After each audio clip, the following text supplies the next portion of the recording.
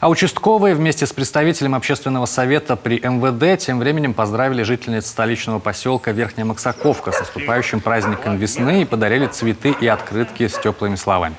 Поздравляю вас с наступающим крепчайшего здоровья, всех благ, мира и добра, долголетия, счастья, любви, благополучия и всех земных благ. Спасибо вам. Для прекрасной половины поселка акция стала неожиданностью. Поздравляли полицейские тех, кто активно сотрудничает с МВД и участвует в жизни местного сообщества.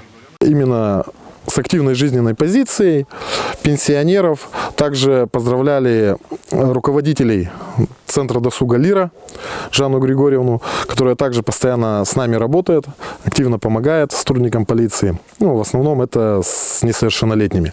Также соцпедагога нашей школы. Ну, для всех было это полной неожиданностью, поэтому они все были в шоке, скажем так, да, и им очень было приятно. А нам вдвойне, конечно же. Акцию проводили впервые. Участники надеются, что ее поддержат полицейские и общественники из всех районов нашей республики.